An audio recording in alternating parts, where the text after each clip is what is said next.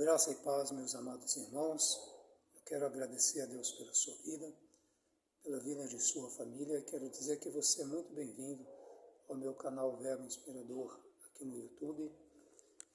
Amados, hoje nós vamos estudar um Salmo 73, Salmo de Asaf, um salmo conhecido por alguns, desconhecido por outros, e nós vamos meditar um pouquinho a respeito da vida deste homem, ok? Bom, para adentrarmos a este salmo, nós vamos entender a respeito do escritor dele. O seu nome é Asaf. Asaf, ele era da tribo de Levi, um levita, óbvio, designado por Davi a ministrar no templo perante a Arca da Aliança. A Arca da Aliança havia estado no tabernáculo e Davi comissionou a Asaf para adorar ao Senhor ali perante a Arca da Aliança. Sabemos que Asaf tinha características como salmista.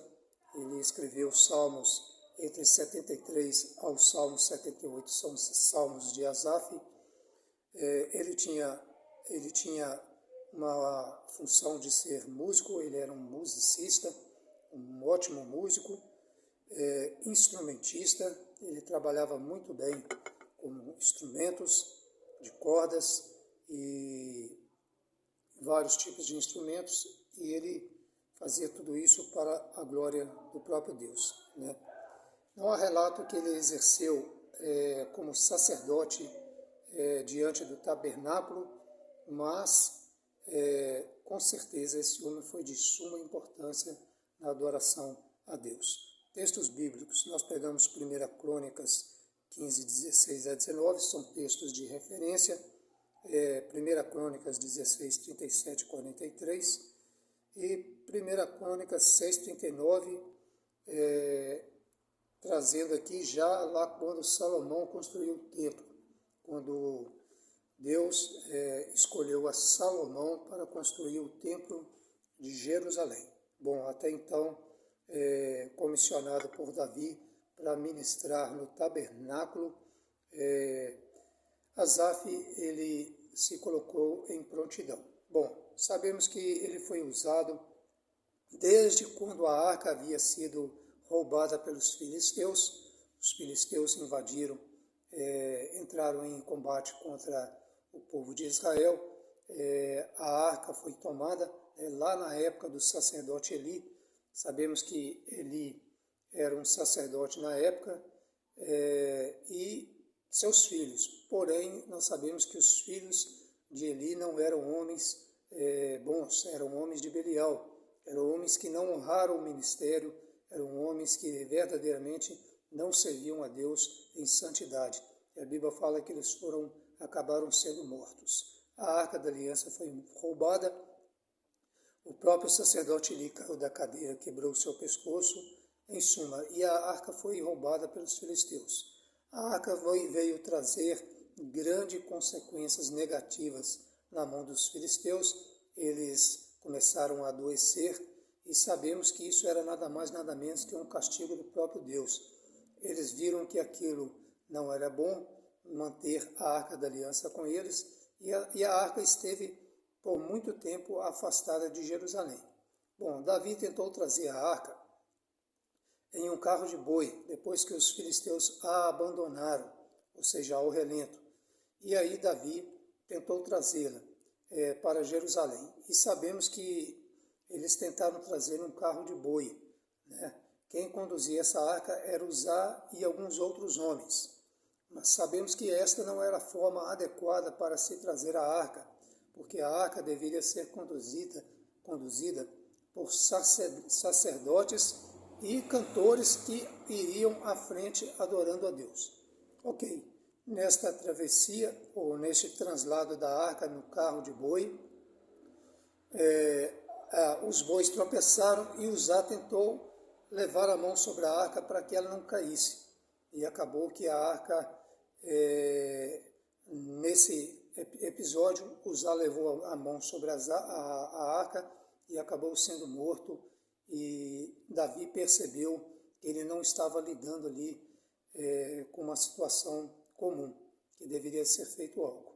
E a princípio, o que ele fez? Ele acabou abandonando, deixando a arca na casa de Obed-edom, um homem que era temente a Deus, que servia a Deus.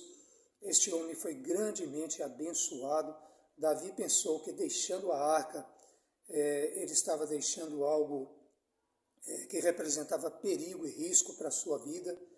Ao contrário, a Bíblia fala que Deus abençoou grandemente a Obed-edom. No momento em que a arca esteve em sua casa, Deus abençoou a sua casa, seus filhos, sua família, prosperou a sua vida, porque a arca era nada mais, nada menos que a representação da presença divina. E aí, queridos, Davi foi lá para buscar a arca, né? Davi ficou sabendo que Obed-edom estava sendo abençoado e Davi viu que não havia razão para temer. E ele foi buscar a arca. E foi nesses momentos, foi nesta época em que ele acabou designando Asaf e outros levitas para trazer a arca para Jerusalém e ali ministrar o louvor e a adoração perante a arca na congregação, na tenda da congregação, ok? Ali em Jerusalém. Bom, queridos, Asaf, como nós vemos aqui, ele foi um homem que passou por crises existenciais. Sabemos que passar por crises existenciais significa que nós somos seres humanos, né?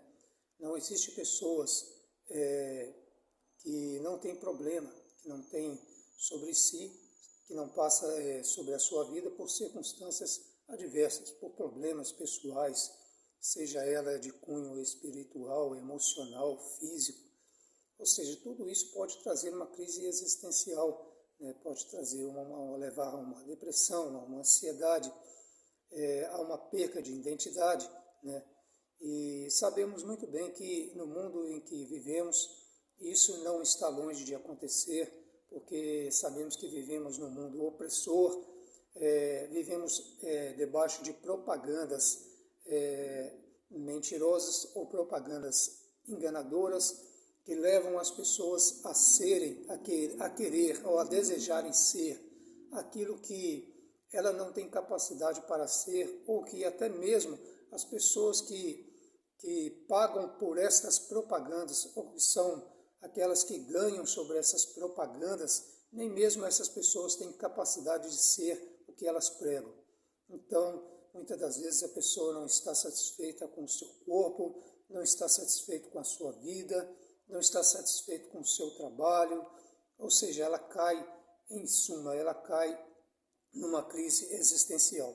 Não quero dizer que esse era o caso de Asaf, porque Asaf vivia numa situação, numa época em que Israel estava sendo muito, assim dizendo, envolvido em guerras, em conflitos, né? Embora Davi estivesse no trono, as coisas agora iriam melhorar um pouco, né? Ou iria melhorar bastante, porque foi considerado um dos melhores reis de Israel. E depois um reinado mais tranquilo, mais suave, não envolvido em tanta guerra como o reinado de Salomão. Inclusive, se nós analisarmos em 1 Crônicas 6,39, nós percebemos lá o nome de Asaf constando como um levita, colocado como um adorador já no templo de Salomão. A Arca da Aliança já não estava mais em tabernáculo, mas no próprio templo que Salomão havia construído para o Senhor ou ao Senhor. Ok, queridos? Algo que foi desejado por Davi, Deus rejeitou e aceitou a construção do templo pelas mãos de Salomão. Mas vamos para o que interessa. Eu dividi este Salmo 73 em 3 etapas. Primeiro, do capítulo 1 ao versículo 12. Nós vamos falar aqui um pouquinho a respeito de uma situação que Asaf estava vivendo. Versículo 1. Verdadeiramente bom é Deus para com Israel e para com os limpos de coração.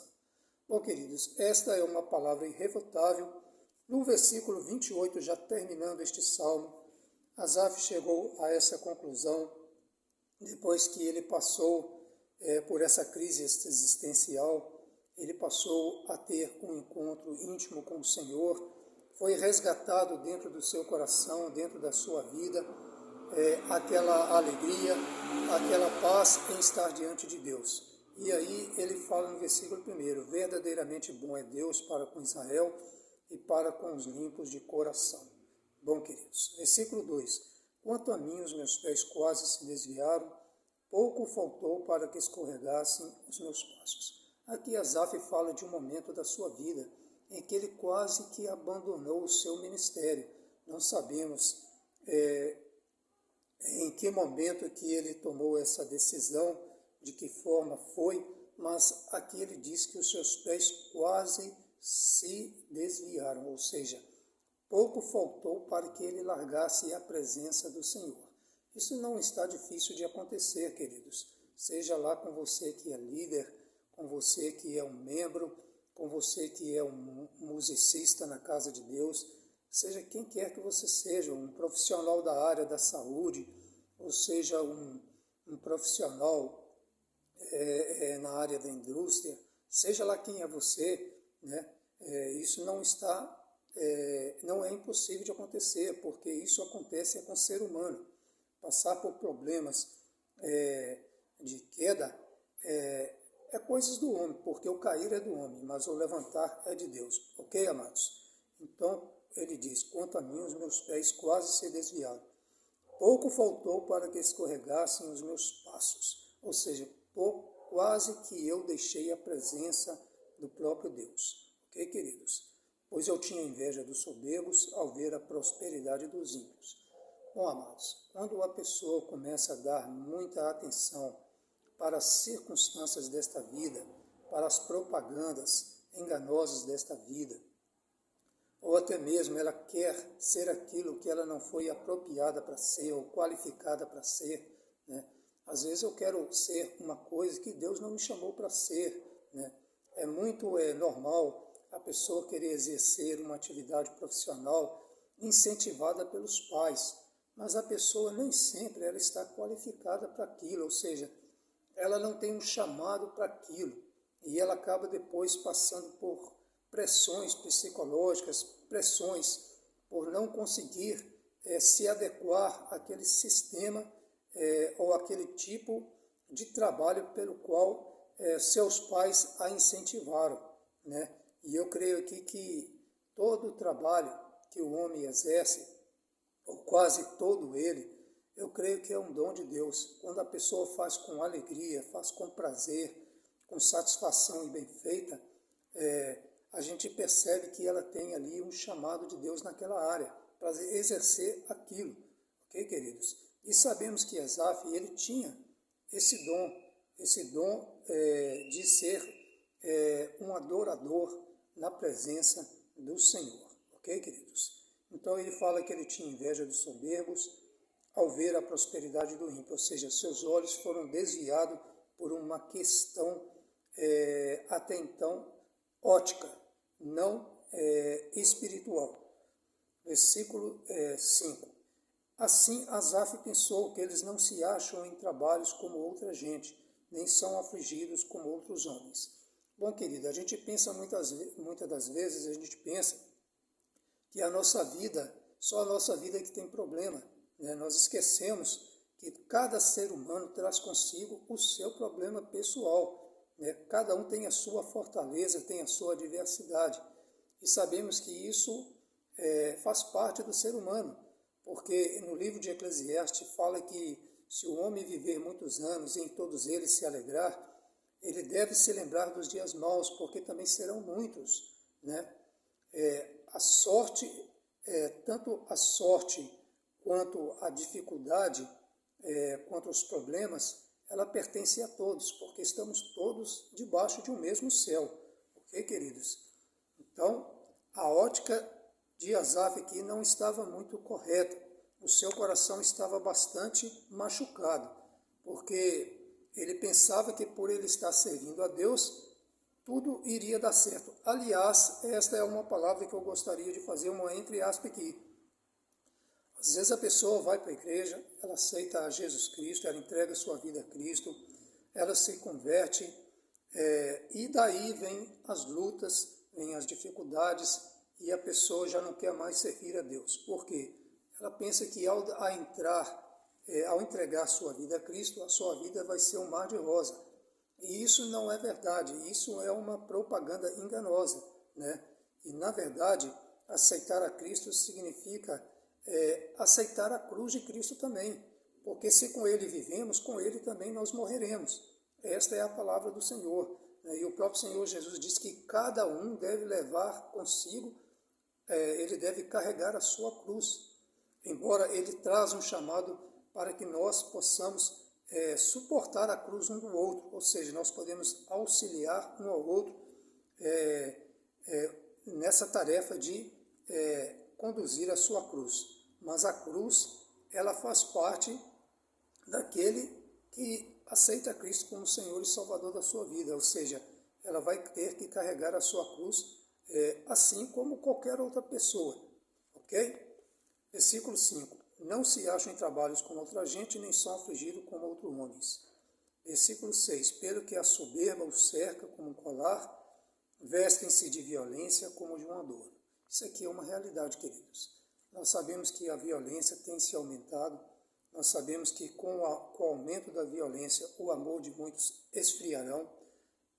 É uma palavra dada pelo próprio Senhor Jesus, que com o aumento da violência, o amor de muitos se esfriarão, o mundo vai se tornar mais caótico, as pessoas vão se tornar mais materialista, menos humana, e o próprio Asaf já estava percebendo isso naquela época, ou seja, que as pessoas estavam vestindo-se de violência, né? Hoje nós vemos por aí as pessoas matando por causa de um celular, né? Há quem diga que isso não tem problema, que roubar um celular não tem problema nenhum, que é coisa normal, mas isso é na cabeça de uma pessoa que realmente não sabe o que está falando, porque desde que é roubo, e por trás de um furto pode haver também um latrocínio, pode ser seguido de um latrocínio, e sabemos que a violência não é bom em lugar nenhum, ok, queridos?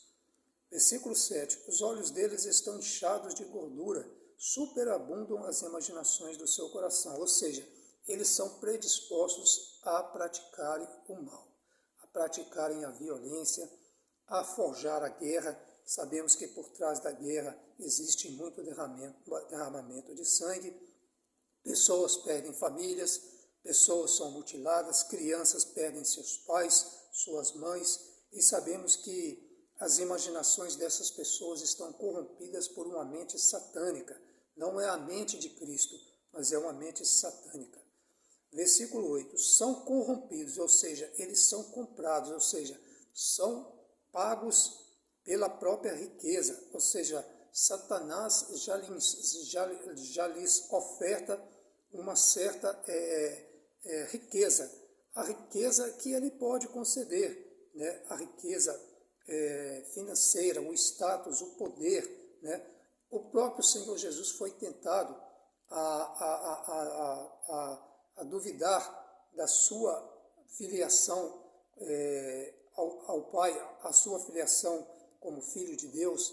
Satanás tentou ofertar-lhe o reino, a sua glória, mas Jesus, em troca de adoração, mas Jesus já descartou, já repreendeu a ele e disse para ele, vai-te Satanás. E Satanás teve que sair correndo, porque Jesus não aceitou esse tipo de proposta. Versículo 9, erguem a sua boca contra os céus e a sua língua percorre a terra. Ou seja, essas pessoas, elas não medem palavras, amados. Elas falam o que estão diante do seu coração, porque a Bíblia diz que a língua fala daquilo que o coração está cheio. Então, essas pessoas falam arrogantemente, soberbamente e erguem a sua boca contra os céus. Elas difamam do próprio Senhor Deus, elas não têm medo, né? A gente pega um texto da Bíblia, quando Jesus estava andando sobre a região de Gadara. A Bíblia fala que havia ali um homem em Gadara, um gadareno, que ele era possesso por demônios. E não havia só um demônio naquele homem, ele estava possesso por uma legião de demônios. E quando o Senhor Jesus chegou ali com os discípulos, a Bíblia fala que esses demônios, eles trouxeram este homem para perto de Jesus. E eles fizeram uma pergunta para Jesus: por que vieste nos atormentar, por que nos vieste, Filho de Deus, nos atormentar antes da hora? Ou seja, esses demônios temeram a Cristo, né?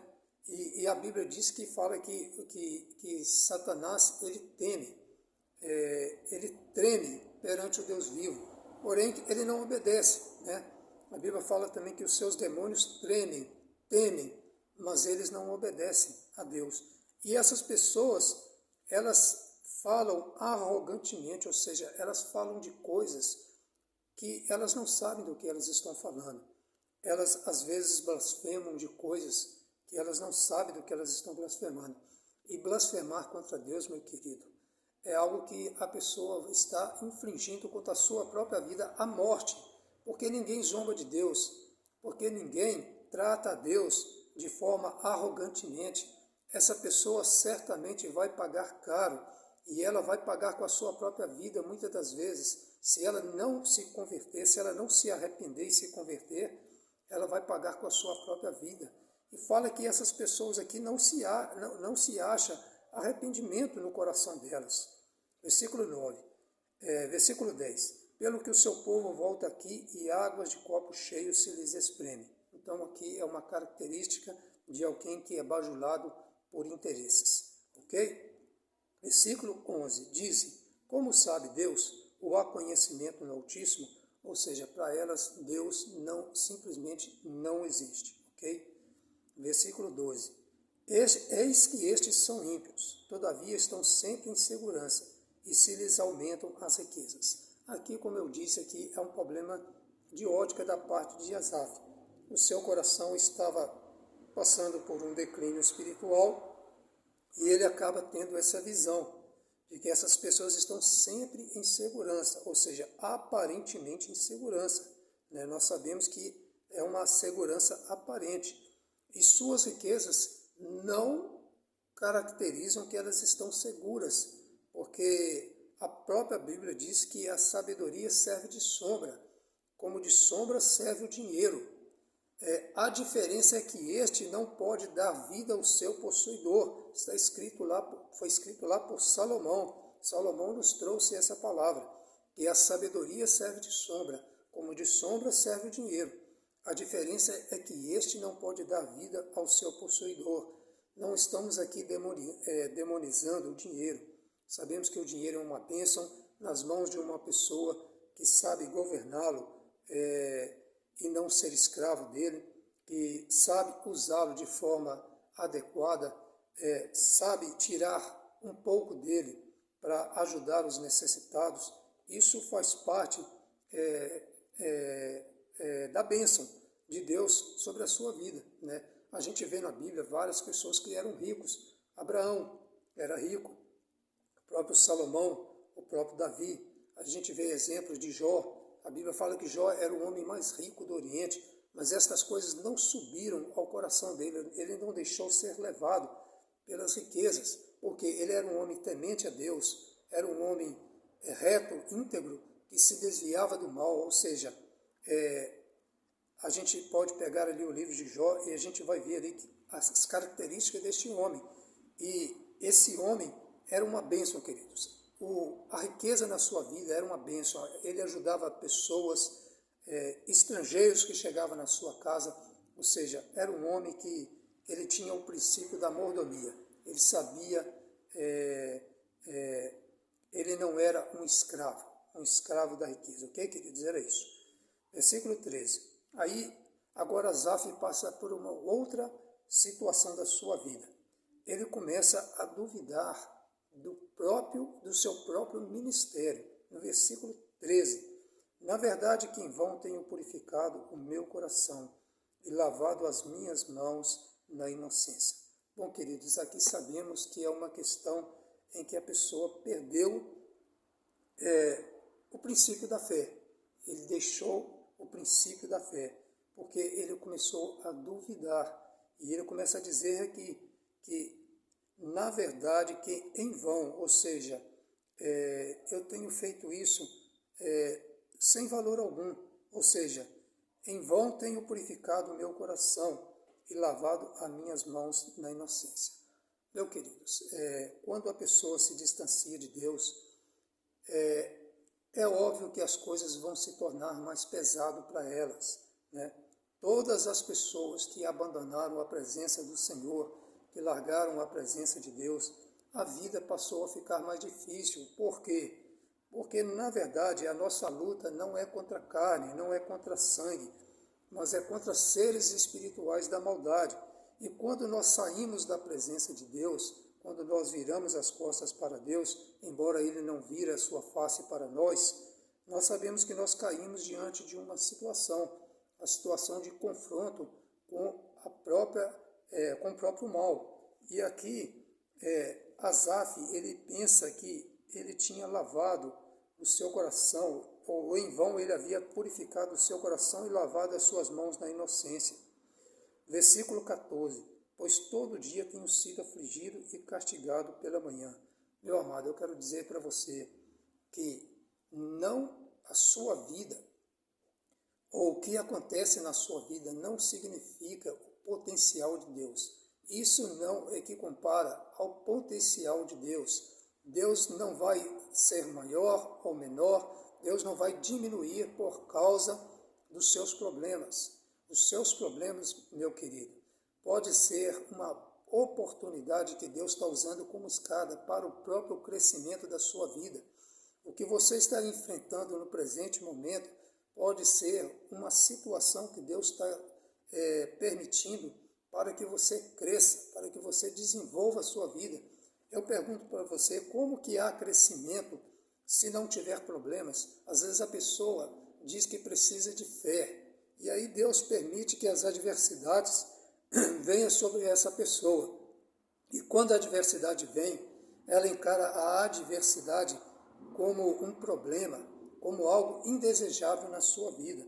Aí eu pergunto, queridos, como que a nossa fé vai crescer se não haver adversidades? Ou seja, as adversidades é o combustível que vai alimentar, que vai trazer esperança, que vai trazer ânimo para a nossa fé. E é isso que vai alimentar a nossa fé, que vai nos trazer crescimento. Ok, amados? Então, versículo 14, ele diz que ele tem sido afligido todas as manhãs, né? Se eu dissesse assim, versículo 15, também falarei assim, se eu dissesse, também falarei assim, eis que ofenderia a geração de teus filhos. Asaf pensou em ser como o ímpio, porque para ele o ímpio estava ganhando, o ímpio estava, como se fosse uma corrida.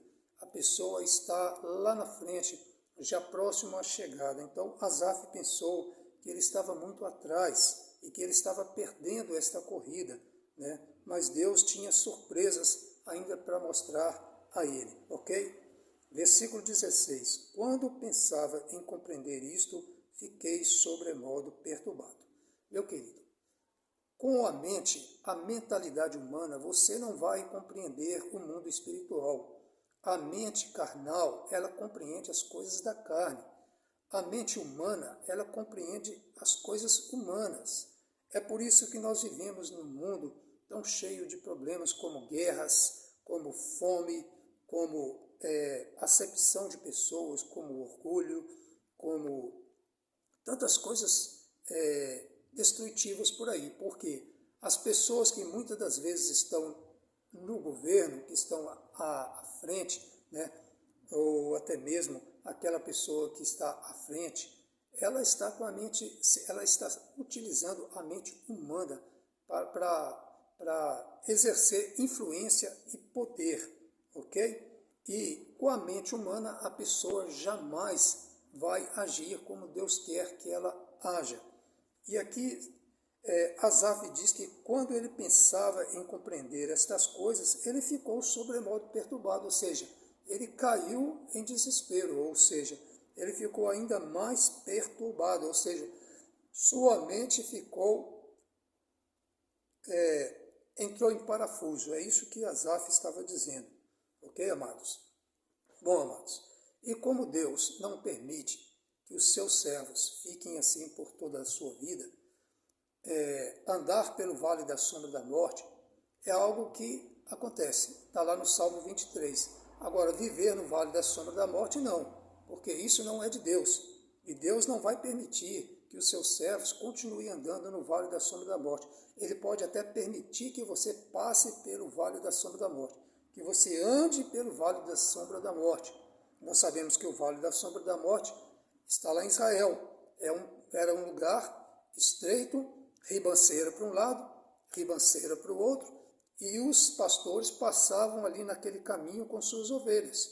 E sabemos que as ovelhas tinham que ser guiadas pelo pastor, né? Ou seja, as ovelhas iam atrás do pastor, o pastor ia à frente, as ovelhas iam sendo guiadas por aquele caminho. Ou seja, e havia ali pastores que guiavam aquelas ovelhas para que elas não viessem a cair na ribanceira. Então Deus, meus queridos, não vai deixar que você continue vivendo ou andando por toda a sua vida no vale da sombra da morte. Ou seja, Deus tem caminhos melhores, Deus tem caminhos muito mais agradáveis, caminhos de paz, caminhos de alegria, caminhos de transformação para a sua vida.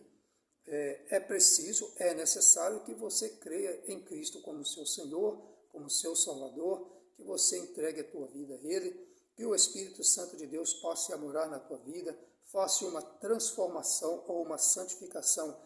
Isso vai acontecer na nossa vida. Até o último de nossa vida, nós vamos ter que passar por esse processo de santificação, ok? E aqui fala que no versículo 17, até que entrei no santuário de Deus, então entendi eu o fim deles.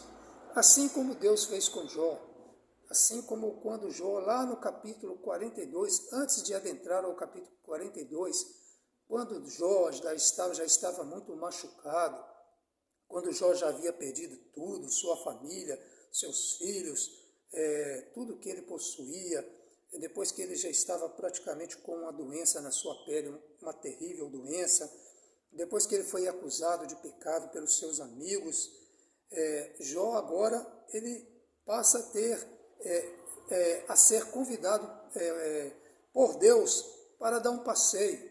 E nesse passeio Deus começa a mostrar para Jó algo que ele já conhecia. Deus começou a mostrar a sua criação. Ou seja, Jó já tinha visto muitas das coisas que Deus mostrou ali da sua criação. Mas Jó não compreendia como aquilo foi criado, meus queridos. É a mesma coisa de uma mulher grávida. Nós sabemos que uma mulher grávida, nós sabemos que ali um filho está sendo gerado. A mãe não sabe o dia certo que o filho começou a ser gerado. Ela só sabe que ela vai saber depois que a barriga começa a crescer, os peitos começam a inchar, né? A partir daí ela passa a entender o ciclo menstrual seca e ela começa a entender que ela pode estar grávida. E ela vai buscar isso através de conhecimento, né? Conhecimentos médicos, de pessoas que têm conhecimento a esse respeito, né? Mas ela não sabe como essa criança ela é gerada. Por quê? Porque isso não concerne, ou seja, isso não é do nosso entendimento. Porque nós não sabemos como que o osso, os tendões, nós não sabemos como a carne, os órgãos, eles crescem, como eles são formados. Isso é algo que pertence, meu querido, somente ao Criador. Só o Criador sabe fazer filhos. O pai e a mãe, simplesmente o pai, ele cede o seu esperma, a mãe cede o óvulo, mas fazer filho é para Deus, é Deus que constrói, é Ele que tece, né? Davi chega a dizer que o Senhor me criou, o Senhor me formou no ventre da minha mãe. Então, isso é algo para o Criador, ok, queridos? E aí fala assim, até que entrei no santuário de Deus, até que entrei na presença de Deus, e os meus olhos foram abertos, né? E versículo 18, certamente tu os pusestes em lugares escorregadios. Então, queridos, a vida dessas pessoas não tem nenhuma segurança. São pessoas que estão vivendo de aparência, são aparência. A sua glória, o seu poder, a sua maneira de viver de forma dissoluta, é só aparência. Isso vai passar, porque fala aqui que eles estão em lugares escorregadios. E fala que Deus os lança em destruição. Destruição aqui, meus queridos, realmente destruição, literalmente falando. A pessoa vai se destruir ou vai ser destruída, né? Ou melhor dizendo, ela vai se autodestruir, né?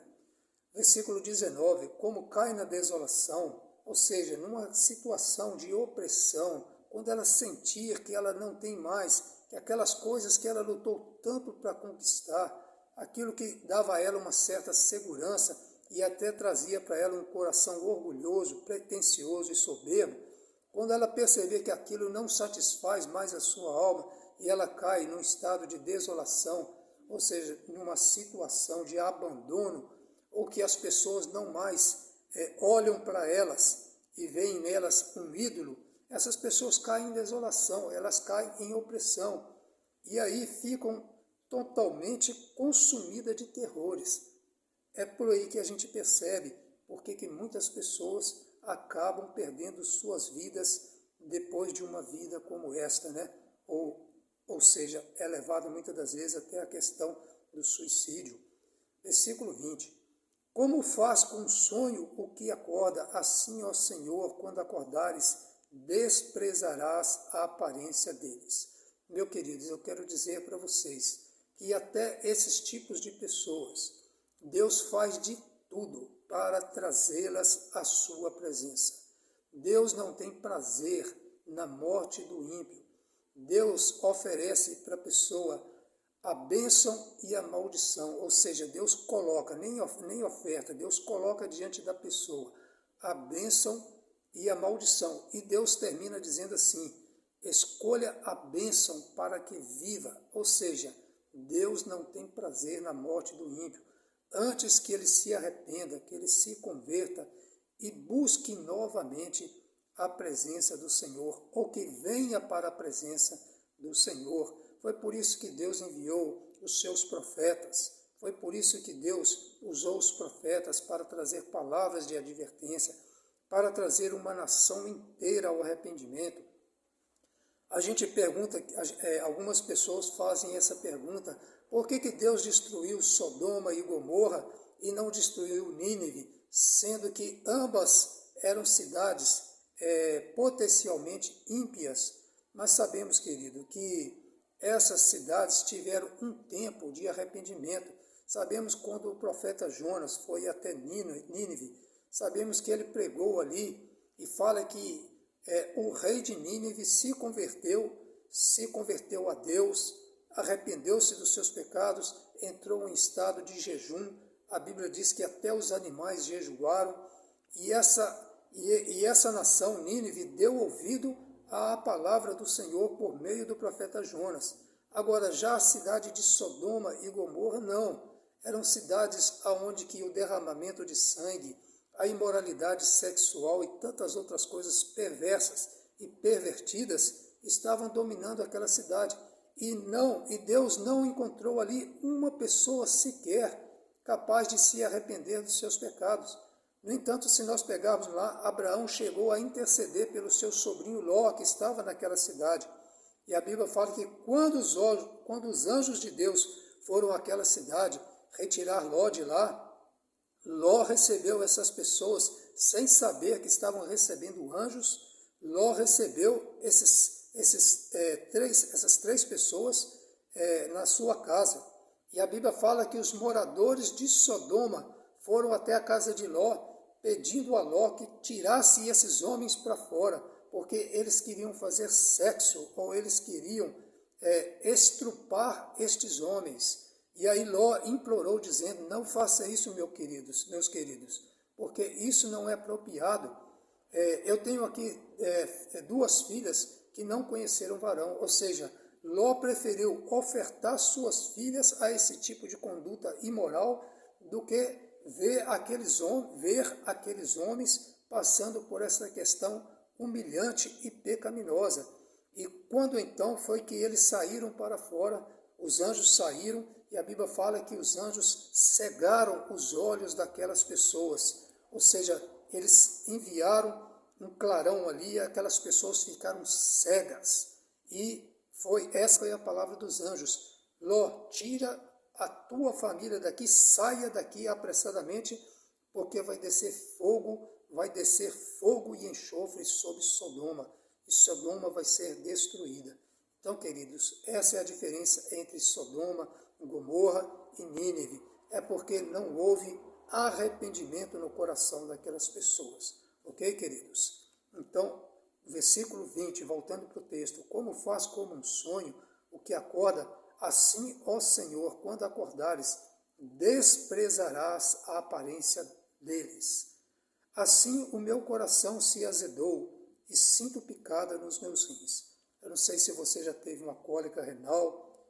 Aqui diz que compara esta situação que Asaf estava vivendo, esse momento de angústia, esse momento em que ele se sentia miseravelmente, onde ele perdeu os seus princípios, os seus valores, ele se sentiu picada nos seus rins, né?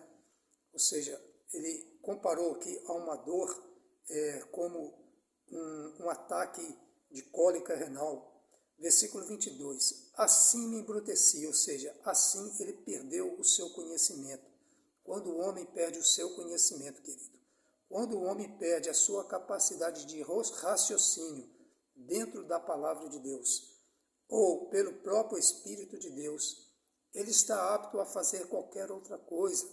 Não existe, meus amados, na face da terra homens bons. Não existe na face da terra homens que sejam puros, que são justos por si mesmos. Sabemos que somente o Espírito Santo pode fazer dele uma pessoa melhor, né? Jesus, certa vez, um homem chegou perto do próprio Senhor dizendo, bom mestre, o que farei para herdar a vida eterna? E Jesus replicou-lhe dizendo, quem é bom senão o Pai que está no céu? Ok? Vamos dar continuidade aqui.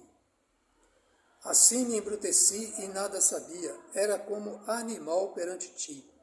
Todavia, versículo 23, estou de contínuo contigo, tu me seguraste pela minha mão direita. Aqui Asaf, queridos, começa a voltar o seu coração a Deus. Os seus olhos começam a ser reabertos.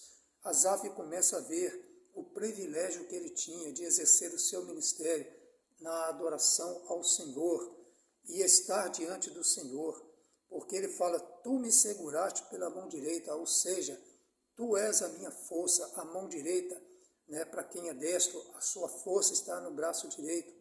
E sabemos que ele usa aqui a mão direita como uma forma de resistência, força, poder de Deus. Versículo 24. Guiar-me-ás com teu conselho, depois me receberás em glória. Querido, precisamos ser guiados pelo Senhor a todo momento, a todo instante.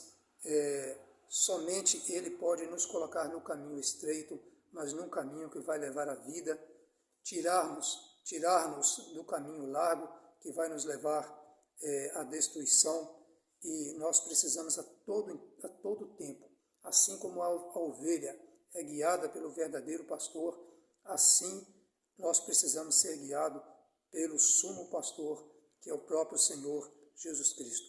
Versículo 25. A quem tenho eu no céu senão a ti, e na terra não há quem eu deseje além de ti. Aqui Asaf reconhece que o seu maior valor, a sua maior joia, tudo aquilo que ele tinha realmente de valor na sua vida era o próprio Deus. Ou seja, é como Davi disse, vale mais um dia na presença do Senhor do que 1000 dias fora ou distante da sua presença, ó Deus. Versículo 26. A minha carne e o meu coração desfalecem, mas Deus é a fortaleza do meu coração e a minha porção para sempre. Meu querido, eu quero dizer que Deus é a sua fortaleza, é a sua porção para cada dia. Esta é a oração que Jesus ensinou lá no Pai Nosso. Pai nosso que estais no céu, santificado seja o teu nome, venha o teu reino, seja feita a tua vontade, assim na terra como no céu. O pão nosso de cada dia nos dá hoje. Perdoa as nossas ofensas, assim como temos perdoado os nossos devedores. E não nos deixes cair em tentação, mas livra-nos do mal. Ou seja, Ele é a nossa porção para tudo, no dia a dia. Versículo 27. Pois eis que os que se alongam de ti perecerão. Tu tens destruído todos aqueles que, apostatando, se desviam de ti. Versículo 28, terminando este salmo. Mas para mim bom é aproximar-me de Deus. Pus a minha confiança no Senhor Deus, para anunciar todas as suas obras. Quando a confiança do homem é restaurada no próprio Deus, aí assim a sua vida volta a funcionar. A sua vida volta a ter crédito, a ter credibilidade. Ele passa a se enxergar melhor. Ele passa a ser uma pessoa mais alegre, mais feliz, mais bem-aventurada, porque a presença de Deus, ela traz isso para o nosso coração, ela traz isso para a nossa vida.